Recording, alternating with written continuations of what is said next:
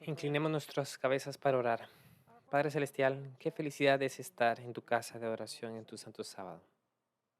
Te agradecemos, Padre, por la hermosa luz del sol, pero también por la lluvia, la cual hace que todo sea tan verde y hermoso en este valle. Te pedimos, Padre, que la lluvia de tu Santo Espíritu caiga sobre nuestras mentes y corazones en esta mañana. Pedimos que la luz del Señor, del rostro de Jesús, también pueda brillar sobre nuestro semblante al abrir tu santa palabra. Te agradecemos por la promesa de que estarás con nosotros, la cual pedimos sinceramente de corazón. Siendo así, Padre, te pedimos que estés presente a través del Ministerio de los Ángeles, a través de tu Santo Espíritu, y te agradecemos, Señor, también por escuchar nuestras oraciones, pues los pedimos en el nombre de Jesús. Amén. Como estudiamos antes, el viaje de Israel de Egipto a Canaán es en realidad un símbolo del viaje en el que estamos del Egipto terrenal a la Canaán celestial. Ahora, si recuerdan, en la historia de Israel ellos llegaron a las fronteras de la tierra prometida.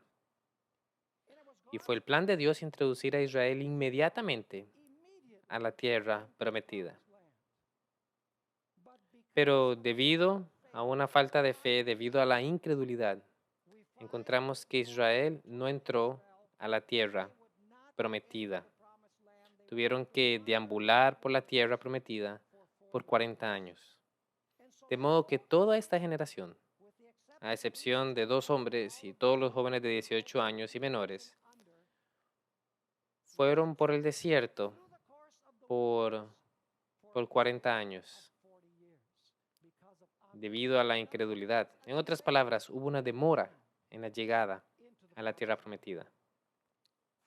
40 años después, Israel llegó nuevamente a la frontera de la tierra prometida.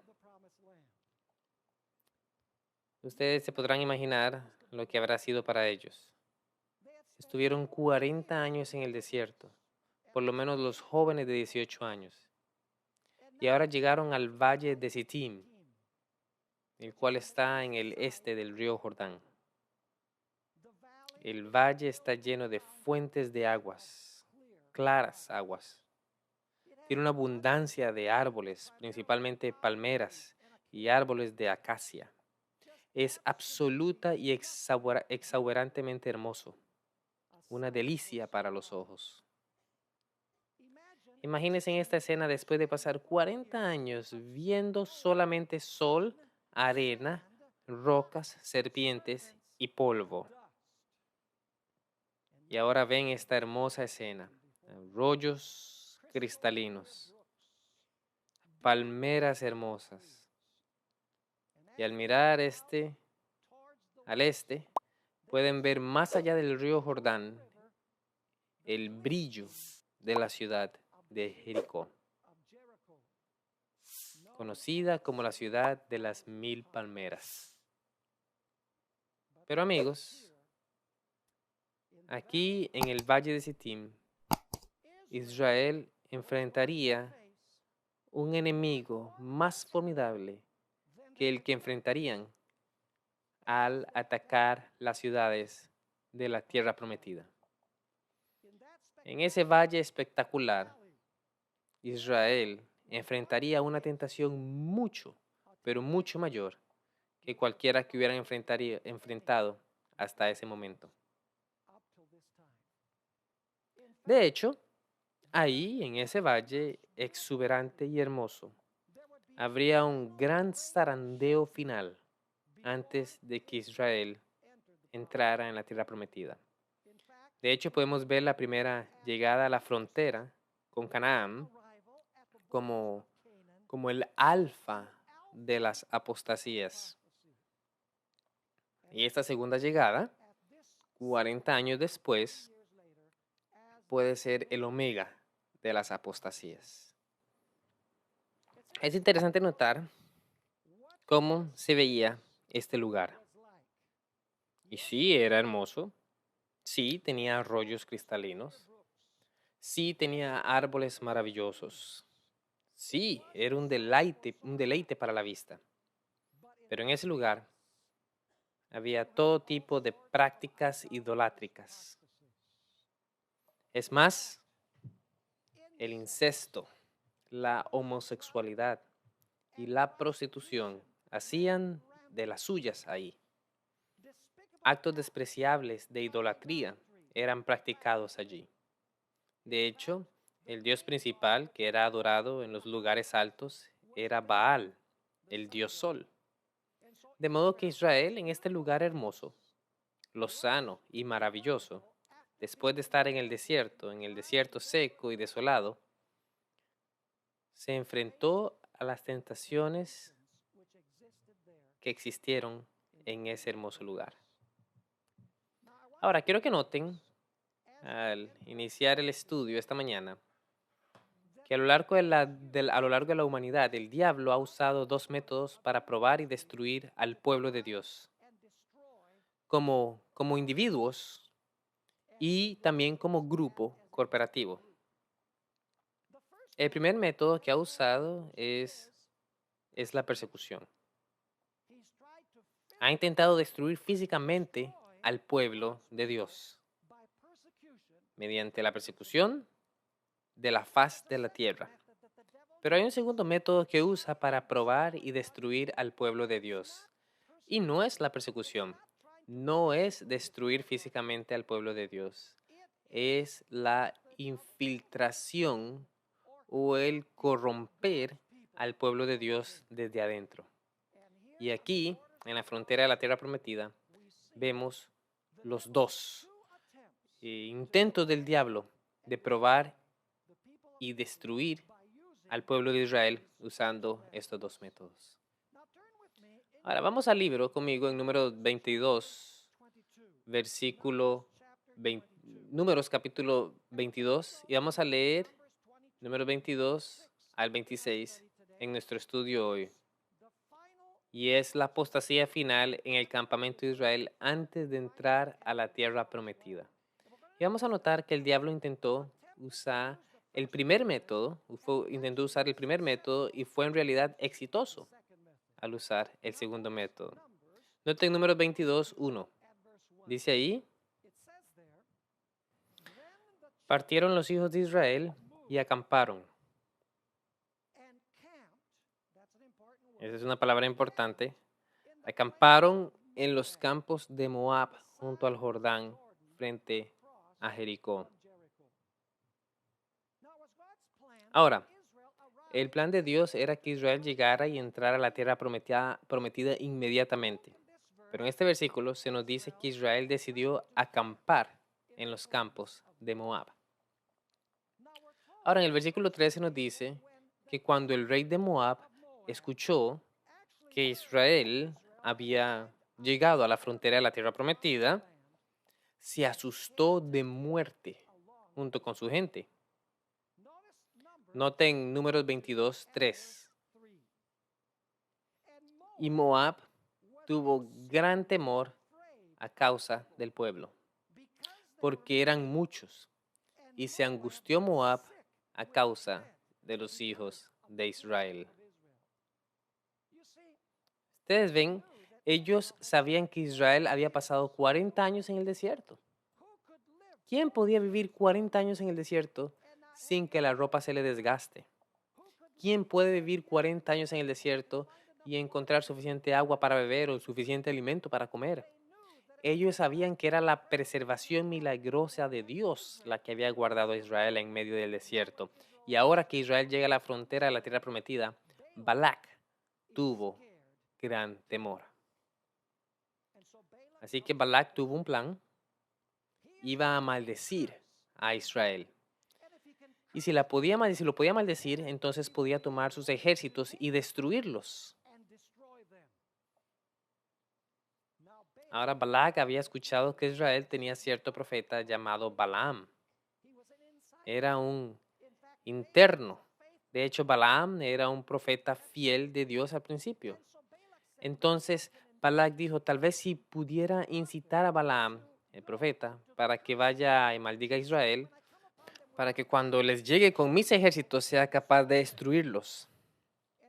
Así se nos cuenta que Balac animó a Balaam para que usara adivinación y encantamientos. Por cierto, eso es hechicería para maldecir a Israel. Por supuesto, cuando Balaam escucha los planes de Balac de maldecir a Israel, dice, bien, debo consultar con el Señor a ver si me permite hacer esto. Balaam sabía muy bien que Dios no iba a maldecir a Israel, pues en este punto Israel tenía una buena y apropiada relación con Dios. Es decir, Israel era fiel a Dios, estaban guardando el pacto de Dios. Ellos aprendieron la lección en el desierto por 40 años. Pero aún así Balaam consultó a Dios y dijo, Señor, ¿me das permiso de maldecir a este pueblo que has bendecido? Y Dios le respondió, no te atrevas a maldecir a mi pueblo, te lo prohíbo. Entonces Balaam regresa a Balac y le dice, lo lamento, pero Dios me ha dicho que no puedo maldecir a Israel desde afuera. No puedo pronunciar encantamientos ni hechicería contra ellos, y tampoco puedo ir en contra de la palabra del Señor. Ahora Balac no se iba a rendir. Así que dice, tal vez no le ofrecí suficiente dinero. Tal vez fue que no le envié príncipes de suficiente rango para que impresionaran a Balaam. Entonces, por segunda vez, Balac intenta convencer a Balaam de que maldiga a Israel. Así que encontramos en Números 22:18 que cuando los mensajeros de rango más alto fueron enviados a Balaam con mayores riquezas que antes, vemos que Balaam dice, y Balaam respondió y dijo a los siervos de Balac, aunque Balac me diese su casa llena de plata y oro, no puedo traspasar la palabra del Señor mi Dios para hacer cosa chica ni grande. Entonces Balaam le dice a Balac, dame una oportunidad para hablar de nuevo con el Señor, a ver si cambio de parecer, a ver si me permite ir y maldecir a Israel. Entonces Balaam decide ir a consultar al Señor, quien al ver la insistencia de Balaam le dice, sí, ve con los príncipes. Entonces Balaam prepara su burro, y ustedes conocen la historia del burro, y empieza a montar su burro, y al irlo montando, el burro se detiene 3 veces. Y la tercera vez, estoy resumiendo, la tercera vez, el burro se detiene y no se mueve, por lo que Balaam empieza a golpear al burro. Ustedes se imaginarán qué tan furioso estaba Balaam. La Biblia nos dice que el burro no nos dice si se volteó, pero tal vez sí lo hizo. Y el burro dijo, ¿por qué me golpeas? Ahora, si yo tuviera en mi sano juicio un burro y me hablara, saldría corriendo de una. Pero Balaam estaba tan furioso que cuando el burro le habló, le dijo, ¿sabes? Debiera es matarte por no moverte. Luego la Biblia nos dice que los ojos de Balaam se abrieron y supo por qué no se había movido el burro. Y dice allí que el ángel del Señor, por cierto, el ángel del Señor en el Antiguo Testamento es el Señor Jesús. El ángel del Señor tiene su espada desvainada y por eso el burro no se movía. Dios estaba advirtiéndole, la espada es un símbolo de la palabra de Dios. Dios le estaba advirtiendo, no te atrevas a ir a maldecir a mi pueblo. Así que Balaam llega donde Balac y le dice, solo puedo hablar aquello que Dios ponga en mi boca. Entonces Balaam va a un sitio alto, Balac es quien lo lleva en realidad y está esperando ahí que Balaam maldiga a los hijos de Israel. Y entonces Balaam abre su boca y pronuncia las palabras que encontramos en Números capítulo 23, versículo 8 al 10. ¿Por qué maldeciré yo a que Dios no maldijo? ¿Y por qué de execretar al que el Señor no ha execretado? Porque de la cumbre de las peñas lo veré, y desde los collados lo miraré. He aquí un pueblo que habitará confiado, y no será contado entre las naciones. Noten que era un pueblo separado, no serían contados entre las naciones. ¿Quién contará el polvo de Jacob o el número de la cuarta parte de Israel? Y después él dice, muera yo la muerte de los rectos, y mi postrimería sea como la suya. Y pues por supuesto, Balac se llena de furia cuando Balaam pronuncia esas maravillosas palabras acerca de Israel y acerca del Dios de Israel. Y le dice, Balaam, escucha, te dije que te pagaría para que maldijeres a Israel, y lo que has hecho es hablar bien de ellos. Solo los has bendecido. Entonces Balak dice, bueno, tal vez es porque lo llevé a un lugar donde no puede ver a toda la gente y se intimidó por la gran cantidad de israelitas. Por lo que ahora se lleva a Balaam a un lugar donde solo puede ver una porción del campamento de Israel. Y dice, tal vez si vea menos de ellos se impresione también para maldecir a este pueblo. De modo que Balak lo lleva a esa elevación. Y quiero que notemos lo que encontramos una vez más en Números 23, versículos 20 al 23. La reacción de Balaam. He aquí, he recibido orden de bendecir. Él dio bendición y no podré revocarla. Ahora noten el por qué. No ha notado iniquidad en Jacob, ni ha visto perversidad en Israel. ¿En qué estado se encontraba Israel? De acuerdo a esto, Dios no había visto iniquidad en Jacob ni perversidad en Israel. El Señor su Dios está con él, y júbilo el rey en él. Dios los ha sacado de Egipto, tiene fuerzas como de búfalo, porque contra Jacob no hay agüero, ni adivinación contra Israel. Como ahora será dicho de Jacob y de Israel, lo que ha hecho Dios. Entonces, se supone que Balaam va a la elevación y se supone que va a maldecir a Israel, y todo lo que hace es pronunciar mensajes maravillosos y resplandecientes y bendiciones sobre Israel. Entonces, Balak dice, bueno, tal vez fue el ángulo al que vio a la gente. Entonces lo lleva a otra elevación y le dice, Balaam, maldice a esta gente para que cuando los ataquemos puedan ser destruidos. Y lo interesante es que Balaam, en vez de maldecir a Israel, termina maldiciendo a los enemigos de Israel por nombre. Menciona a Edom, Amalek, los cananeos, Asiria y Eber. En otras palabras, maldice a las mismas naciones que le tienen miedo a Israel, por lo que Balak se llena de ira y dice, olvídalo. Ni maldigas, ni bendigas.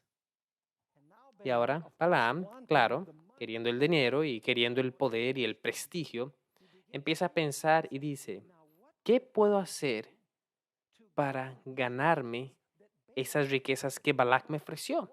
Porque no me dará estas riquezas ni ese prestigio a no ser de que maldiga a Israel. Entonces, a Balaam se le ocurre un plan B. Y quiero que noten que el plan A, era destruir a Israel retirando la bendición de Dios de ellos, maldiciéndolos. Pero ellos tenían una relación correcta con Dios. No había iniquidad en Israel, por lo que Israel tenía la garantía de la protección de Dios. No podían ser malditos, no podían ser destruidos desde afuera. Pero ahora Balaam se le ocurre otra idea. Le dice a Balac, ¿sabes? Tengo un plan que puede funcionar. Si no puedes combatirlos, úneteles. Entonces encontramos que Balaam habla con Balac y con las rameras de Moab y las anima a introducirse entre los israelitas para corromperlos desde adentro. Leamos al respecto en Números capítulo 25, versículos 1 al 3. Número 25, 1 al 3. Y noten, esto es importante. Y dice, moraba Israel en Sittim. ¿Era ese el plan de Dios? ¿Que ellos moraran ahí? Por supuesto que no. Ellos tenían que levantarse y conquistar las tierras prometidas. Pero decidieron quedarse ahí, a morar allí. Entonces dice, moraba Israel en Sittim. Y el pueblo empezó a fornicar con las hijas de Moab, las cuales invitaban al pueblo a los sacrificios de sus dioses. Y el pueblo comió y se inclinó a sus dioses. Así acudió el pueblo de Baal Peor, y el furor del Señor se encendió contra Israel. Verán, Israel pensó que podía confiar en Balaam por ser un profeta del Señor. Pero Balaam, el individuo que decía hablar por Dios, traicionó a Israel desde adentro. Lo que el diablo no podía hacer desde afuera, lo hizo desde adentro, infiltrándose, corrompiendo a los hijos de Israel desde adentro. Hay una declaración muy interesante. Voy a leer unas declaraciones de Patriarcas y Profetas, un maravilloso capítulo donde Elena de White comenta acerca de esta experiencia. Y quiero leer una declaración que se encuentra en la página 480, donde dice esto, hablando del plan de Balaam. Regresó inmediatamente a la tierra de Moab y expuso sus planes al rey. Los moabitas mismos estaban convencidos de que mientras Israel permaneciera fiel a Dios, Él sería su escudo. Inclusive los moabitas sabían que siempre y cuando los israelitas se mantuvieran fieles a Dios, Él sería su escudo. Continúa diciendo, el proyecto propuesto por Balaam consistía en separarlos de Dios, induciéndolos a la idolatría. Si fuese posible, hacerlos participar en el culto licencioso de Baal y Astarte. Ellos o ello los enemistaría con su omnipotente protector y pronto serían presa de las naciones feroces y belicosas que vivían en derredor suyo. De buena gana aceptó el rey este proyecto y Balaam mismo se quedó allí para ayudar a realizarlo. Balaam presenció el éxito de su plan diabólico. Saben, eso tenía una lección muy importante para nosotros que vivimos en el tiempo del fin. Si miramos lo que pasa en el mundo, amigos, no hay ninguna duda de que estamos al borde, casi ahí, estamos por entrar a la tierra de Canaán, la Canaán celestial. ¿Será posible que el enemigo haya determinado que no es capaz de destruir a la iglesia, que tiene una relación apropiada con Dios y por lo tanto intentará usar el segundo método de infiltrarse y corromper a la iglesia desde adentro para que Dios quite su protección y la iglesia caiga? Hay varias lecciones que quiero compartir con ustedes acerca de esta experiencia de los hijos de Israel en el valle de Sittim. En realidad hay 9 puntos que quiero cubrir con ustedes. Número 1. Esta tentación le vino a Israel cuando ellos estaban tranquilos. Cuando debieran haber estado marchando y conquistando por el Señor, ellos estaban tranquilos. ¿Han escuchado la expresión que la mente ociosa es qué? Taller de Satanás? Es como con David. Cuando debía haber estado peleando en la guerra del Señor, dice que se quedó en el palacio y ahí es donde vino esa gran tentación. Salomón, cuando tenía todas sus riquezas, se sintió cómodo. La iglesia de la Odisea, que se siente adinerada y rica en bienes y no siente necesidad de nada, está en uno de los momentos más peligrosos. Cuando está tranquilo y confiado, uno baja la guardia. En número 25:1 leímos, moraba Israel. Esa palabra moraba es importante. Moraba Israel en Sittim y el pueblo empezó a fornicar con las hijas de Moab.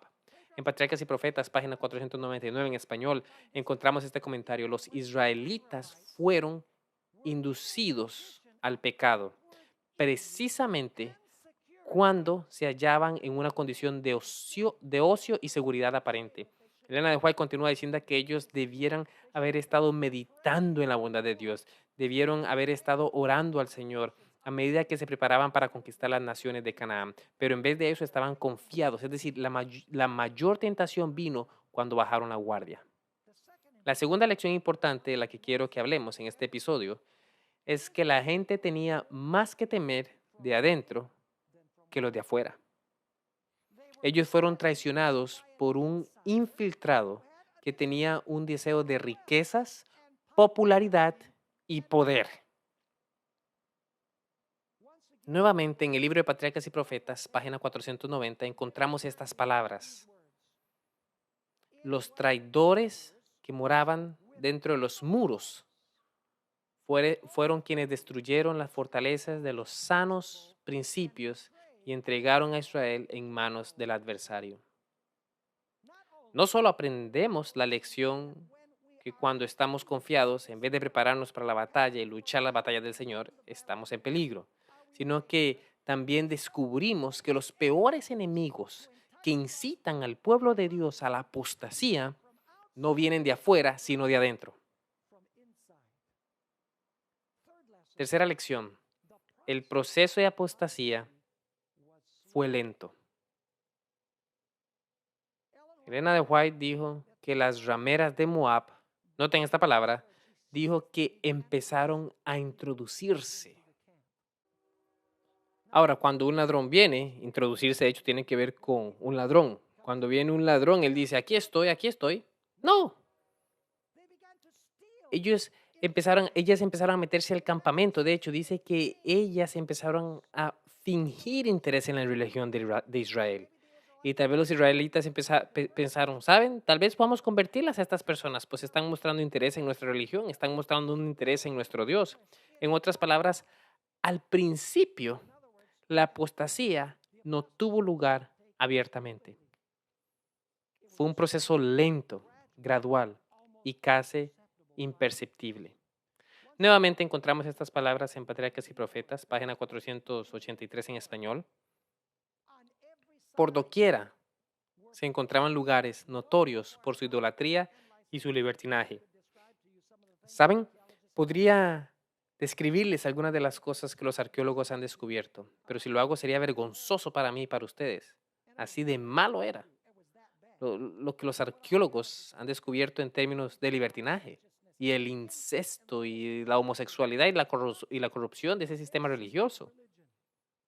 Ella dice, por doquiera se encontraban lugares notorios por su idolatría y su libertinaje, cuyos nombres mismos sugerían la vileza y la corrupción del pueblo. Este ambiente ejerció una influencia corruptora sobre los israelitas. La mente de ellos se familiarizó con los pensamientos viles que les eran sugeridos constantemente.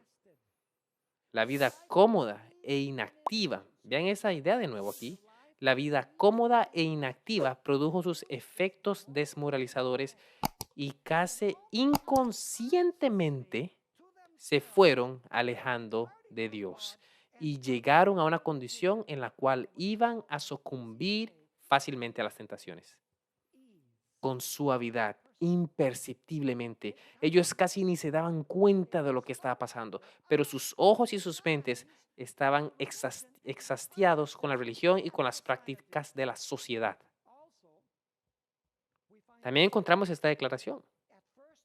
Al principio hubo pocas relaciones entre los israelitas y sus vecinos paganos, pero después de algún tiempo, las mujeres madianitas comenzaron a introducirse en el campo. En la página 490 encontramos estas palabras. Escuchen esto. Antes que el cristiano peque abiertamente, se verifica en su corazón un largo proceso de preparación que el mundo ignora. Eso es importante. Antes de que el cristiano peque abiertamente, se verifica en su corazón un largo proceso de preparación que el mundo ignora.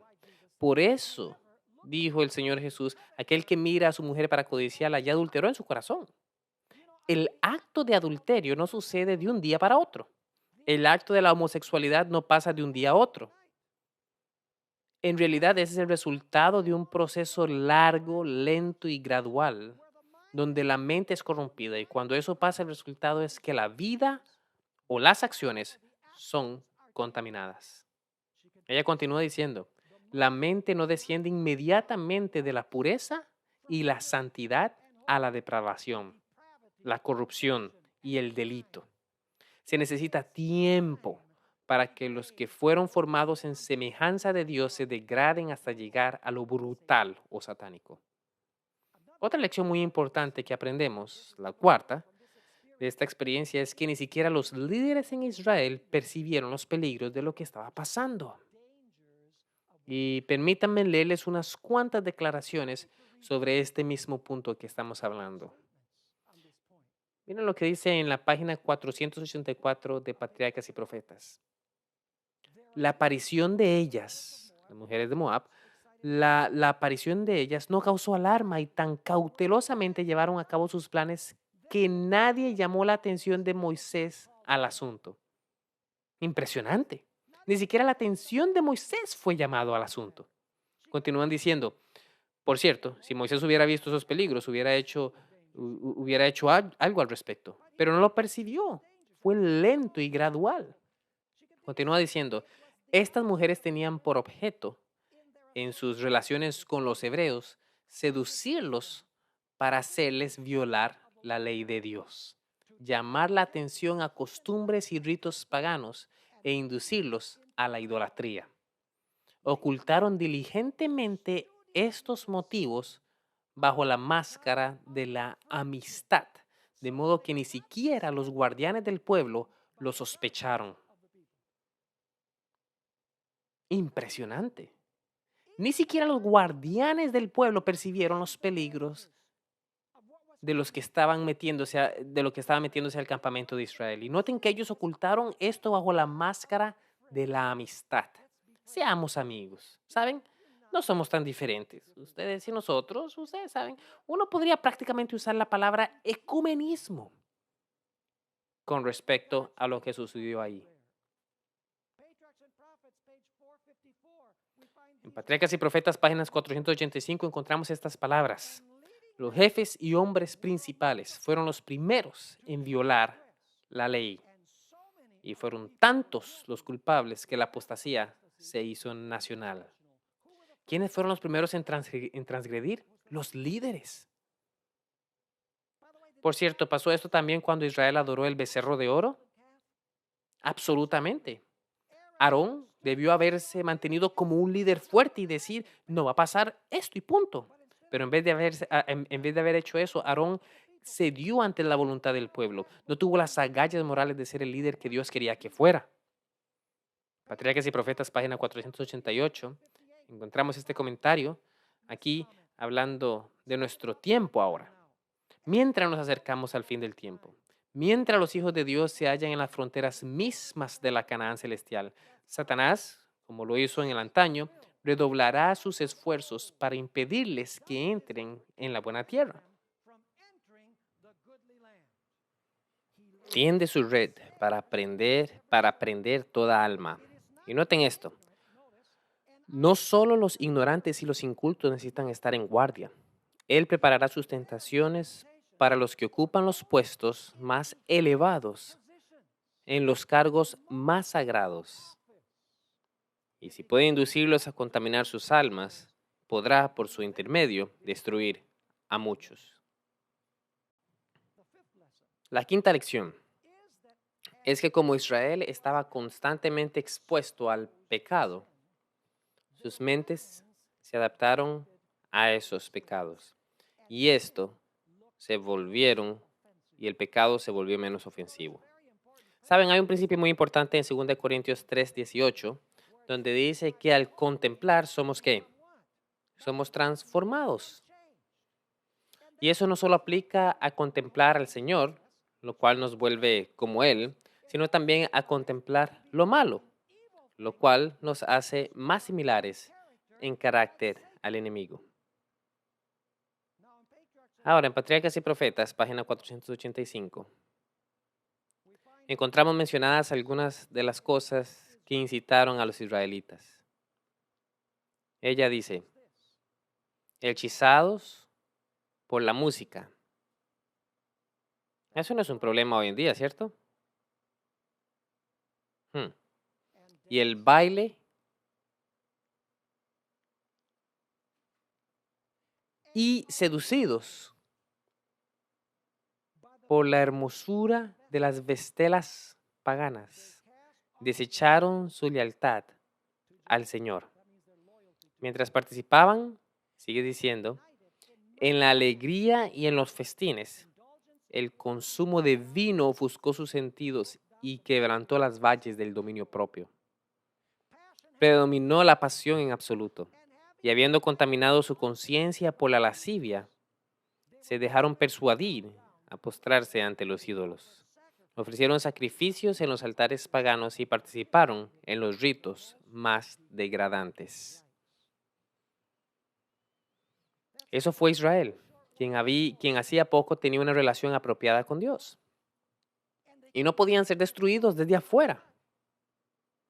Aquí, bajo la idea de la amistad, no digamos que somos diferentes de ellos, somos parte del mismo pueblo, seamos amigos de ellos.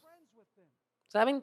Sus prácticas no son tan malas, podemos refinarlas, podemos hacerlas aceptas ante Dios. Patriarcas y Profetas, página 491. Encontramos estas palabras. Satanás empleaba todos los medios posibles para popularizar el delito y los vicios envilecedores. No podemos transitar por las calles de nuestras ciudades sin notar cómo se presentan descaradamente actividades delictivas en algunas novelas o en algún escenario teatral. Saben, en la iglesia adventista solíamos decir que no podíamos ir al cine, ¿no? ¿Cuántas personas continúan diciendo o siguiendo esas enseñanzas hoy en día? No todos. Les pregunto, ¿hay algo bueno para ver en un cine o teatro? Saben, como adventistas hemos cometido un error. Decimos que el lugar es malo y nuestros niños no nos creen. Porque tengo entendido que los cinemas o los cines son muy agradables. No permiten fumar ni beber alcohol. De modo que es un buen ambiente. Entonces no tienen nada que ver con el lugar. Tiene todo que ver con lo que uno va a ver en ese lugar. Hoy mismo sostengo que no hay nada que Hollywood produzca que valga la pena ver. Porque incluso lo malo es manchado con inmoralidad y vulgaridad y orgullo y un deseo de fama y riquezas. Si no me creen, solo miren los Óscares alguna vez. Es solo un gran ejercicio de la vanidad. A medida que exponemos nuestras mentes a estas cosas, se adaptan a lo que estamos viendo y nuestra mente empieza a decir, esto no está tan malo. Mientras más miramos nuestra mente dice, esto está bien, no pasa nada. Hasta que finalmente pensamos que está bien, engañamos a nuestra propia mente, a nuestra propia conciencia. Elena de White continúa diciendo, la mente se educa en la familiaridad con el pecado. Los periódicos y las revistas del día recuerdan constantemente al pueblo la conducta que siguen los depravados civiles y en relatos palpitantes le describe todo lo capaz de despertar las pasiones. ¿Qué diría ella de los relatos palpitantes que tenemos en la televisión hoy? Ella está hablando aquí de periódicos. Lo escribió en un tiempo donde solo había material impreso. Dice, tanto lee y oye la gente con respecto a los crímenes degradantes, que aun los que fueran una vez dotados de una conciencia sensible, a la cual hubieran horrorizado tales escenas, se vuelven empedernidos y se espacían en estas cosas con ávido interés. Y luego dice, por la contemplación nos transformamos. Al nutrir pensamientos impuros en su mente, el hombre puede educarla de tal manera que el pecado que antes odiaba se les vuelve agradable. ¿Qué? el pecado que alguna vez uno odiaba, que uno decía, esto es terrible, llega al punto en que uno piensa que está bien. Sexta lección. Y esta es bien significante, bien importante. ¿Han notado lo que ha pasado con los líderes en esta rebelión? Este es uno de estos episodios que a la gente no le gusta leer estos días. No les gusta leer sobre el amor, solo les gusta leer sobre el amor y la misericordia de Dios. Y por cierto, Dios es amoroso y misericordioso. Dios es gracia, y claro que sí. Pero tampoco es alguien de quien uno puede burlarse, porque Dios es nuestro Padre, pero también Él es el juez del universo. Entonces necesitamos mirar 7 modelos de Dios en las Escrituras. Noten lo que Dios mandó hacerles a los líderes. Números capítulo 25, versículos 4 y 5. Dice, y el Señor dijo a Moisés, toma a todos los príncipes del pueblo y ahórcalos ante el Señor delante del sol. Y el ardor de la ira del Señor se apartará de Israel. Entonces Moisés dijo a los jueces de Israel, matad cada uno a aquellos de los vuestros que se han juntado con Baal peor. Uf, es Dios quien dice esto. Dios quiso que la gente viera a los líderes ahorcados al sol porque quería que supieran lo terrible que había sido esta apostasía, lo pecaminoso que es el pecado ante Dios. Él quería que eso quedara claro en ellos. Y fueron los líderes los que sufrieron el castigo. Y uno dice, bueno, eso ya no pasa hoy. Saben, Elena de White dice que tal vez no pase ahora, pero pasará cuando el Señor regrese. Solo es cuestión de cuándo pasará. En el Antiguo Testamento se tenía una teocracia, de modo que sucedió ahí mismo. Por cierto, en el libro de Apocalipsis dice que aquellos que se rebelaron ante Dios serán destruidos con la espada que sale de la boca del Señor Jesús. ¿Saben cómo murió Balaam? Se rehusó a escuchar la advertencia del ángel que le decía, no vayas por ese camino. Por lo que en el libro de Números encontramos que él fue a la batalla y fue muerto a espada. La espada cuya advertencia se rehusó a escuchar, se levantó a destruirlo. Eso tiene un mensaje muy importante para nosotros como líderes. Y me hablo a mí mismo ahora. Hablo a los ministros y pastores, hablo a los líderes de la iglesia, a los líderes de los diferentes departamentos de la iglesia. Tenemos una mayor responsabilidad ante Dios. De hecho, en primeros escritos encontramos que los líderes de la rebelión final serán castigados 10 veces más que las personas del común a quienes engañaron, ya que los líderes del pueblo debemos dar un buen ejemplo. Se supone que debemos de llevar al pueblo por el buen camino. ¿Y saben lo que pasó? A medida que la gente moría por una plaga en el campamento, además de los líderes, miles estaban muriendo por una plaga en el campamento. Algo pasó que ustedes dirían, esto es increíble. Leamos en Números 25, 6 al 8. Números capítulo 25, versículos 6 al 8. Esto sucede mientras Israel está clamando a Dios por una plaga que está matando a miles de personas.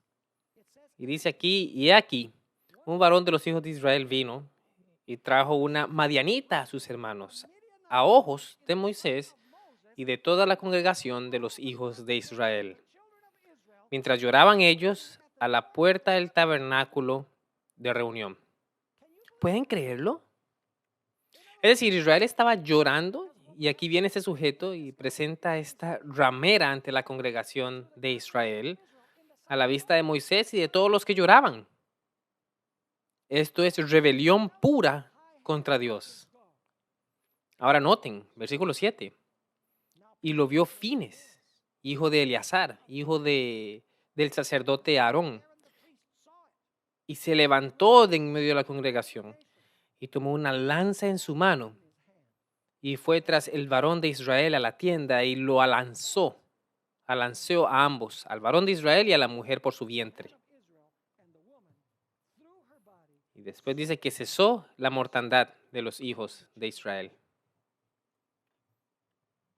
Amigos, Tal vez no nos guste lo que se nos está mostrando aquí, pero es bíblico. Y nos enseña tremendas lecciones. No quiere decir que vayamos a matar a todo aquel que practique pecado en la iglesia, pero sí significa que podemos usar la espada del Espíritu para deshacernos del pecado en la iglesia. Hablo del pecado abierto y conocido como líderes. En otras palabras, debemos reprender el pecado abierto y conocido en la iglesia. Lección número 8. Hubo un zarandeo antes de entrar a la tierra prometida. De hecho, 24,000 fueron echados de Israel antes de que terminara la plaga, antes de que Israel estuviera listo para entrar a la tierra prometida. Eso lo encontramos en Números 25:9. Y murieron de aquella mortandad 24,000. Y luego el punto número 9. Y esto es muy interesante. Después de que el campamento de Israel hubiera sido limpiado de los transgresores, vemos un censo de las 12 tribus de Israel en Números capítulo 26. Por nombre, por cada nombre de los hijos de Jacob tenemos un censo. El número de aquellos que entrarían a la tierra prometida de entre los israelitas. Algunos preguntarán, Pastor Boer, ¿de verdad puede tomar este pasaje en Números y aplicarlo a nosotros? El hecho es que no solo puedo hacerlo, sino que también el apóstol Pablo lo hace. Noten lo que está en 1 Corintios, capítulo 10. 1 Corintios, capítulo 10, donde el apóstol Pablo habla de esta experiencia. No lo leeré todo, pero el apóstol Pablo habla de esta experiencia, entre otras.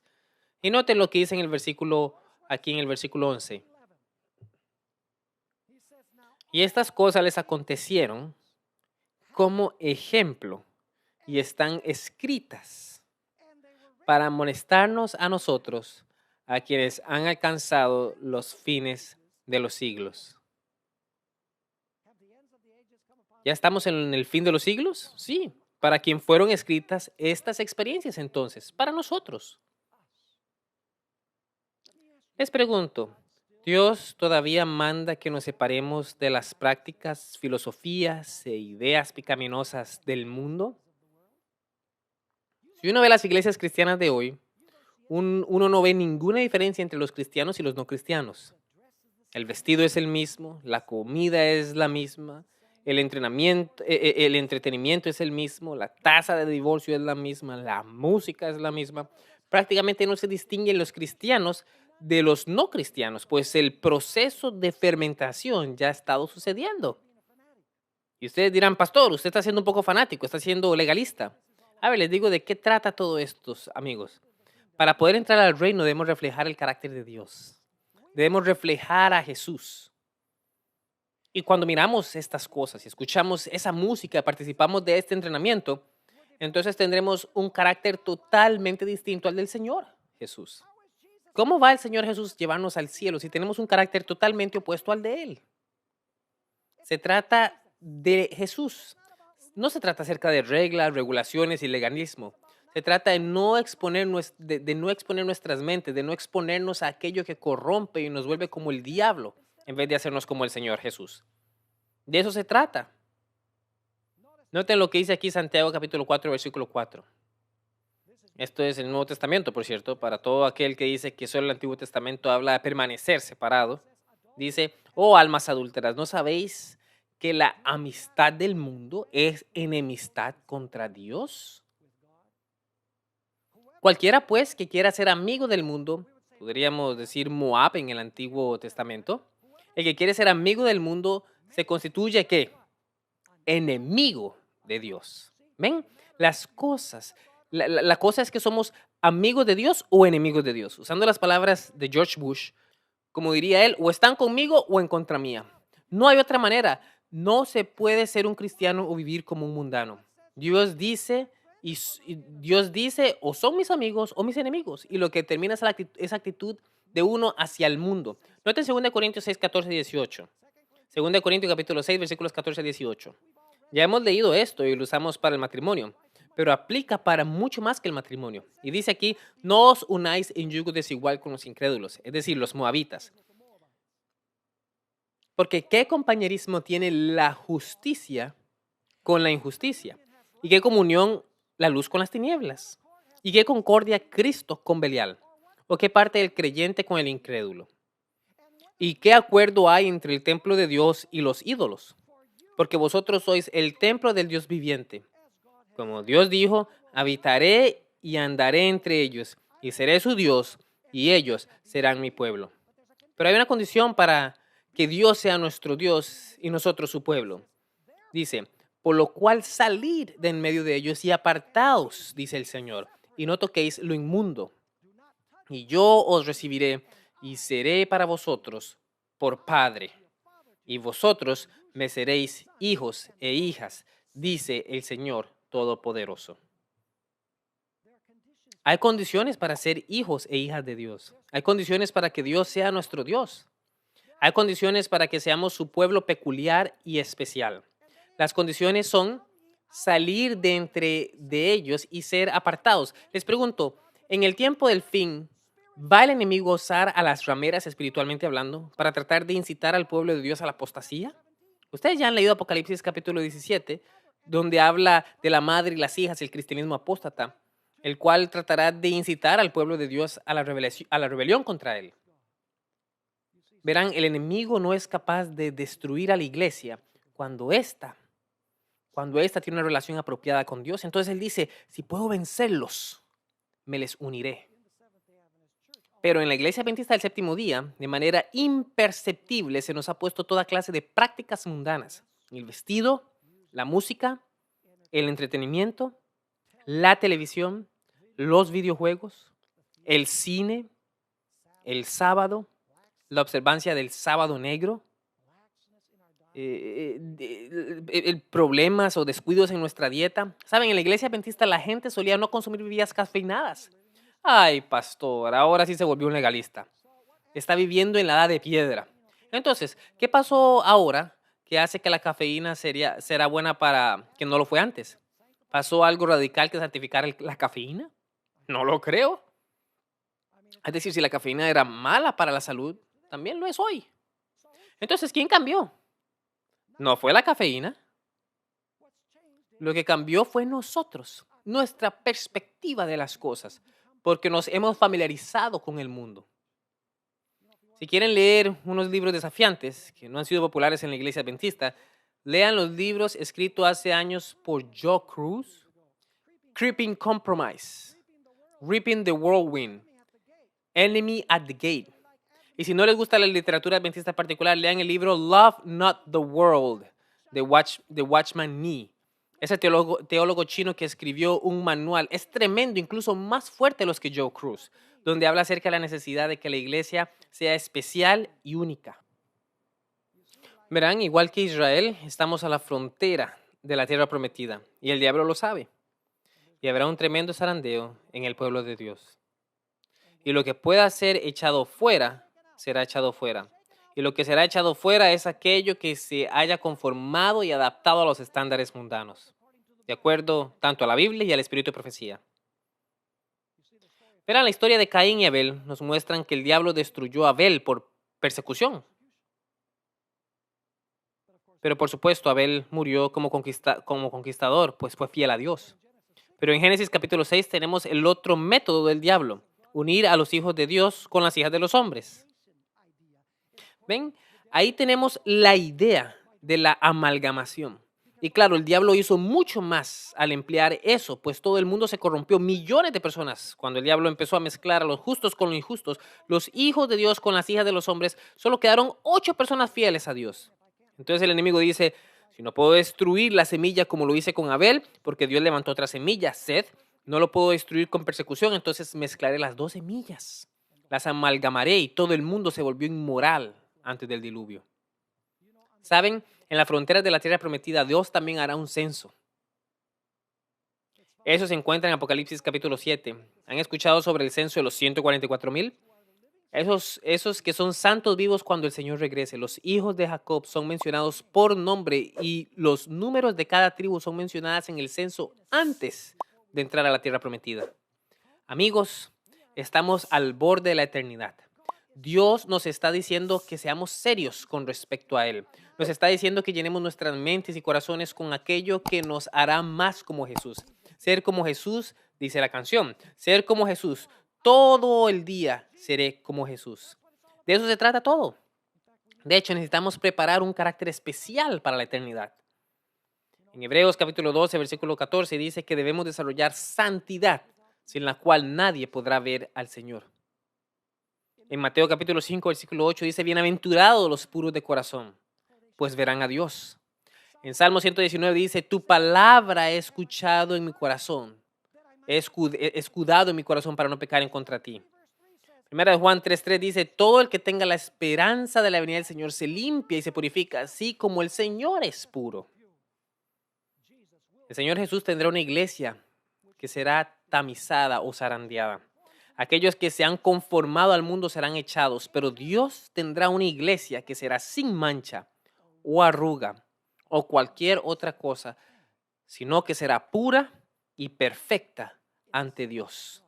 No porque sea perfecta, sino porque ha aceptado a Jesús en su corazón y Él vive su vida a través de sus instrumentos en la iglesia. Ruego que Dios haga esto en nuestra iglesia.